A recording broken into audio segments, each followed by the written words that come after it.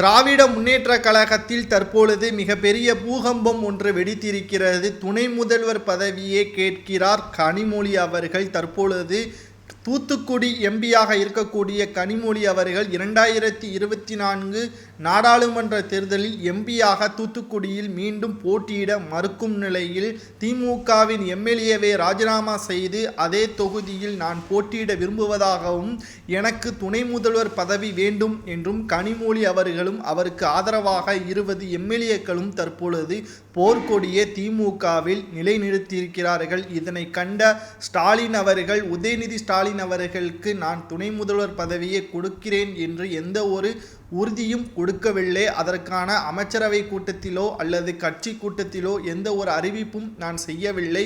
உனக்கு எதற்கு அவசரம் என்ற கேள்வியையும் ஸ்டாலின் அவர்கள் கூறியுள்ளார். தற்பொழுது மகளிர் அணி தலைவராக இருக்கக்கூடிய கனிமொழி அவர்கள் தற்பொழுது திமுகவின் துணை பொதுச் செயலாளராகவும் பதவி வகித்து வருகிறார். இதைவிட எதற்காக துணை முதல்வர் பதவியை கேட்கிறார் என்ற கேள்வியையும் ஸ்டாலின் அவர்களும் கனிமொழி அண்ணனாக இருக்கக்கூடிய ஸ்டாலினும் தற்பொழுது கேள்விகளை எழுப்பியிருக்கிறார்.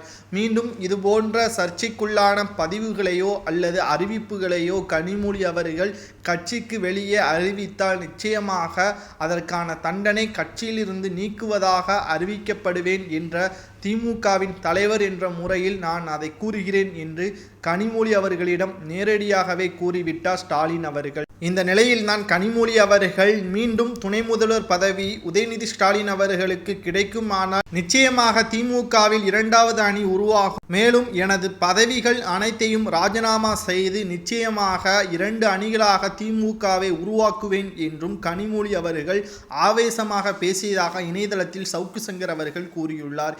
ஏற்கனவே திமுக தலைவரும் தமிழக முதல்வருமான ஸ்டாலின் அவர்கள் உடல்நிலை குறைவின் காரணமாக லண்டனுக்கு செல்ல உள்ளார்.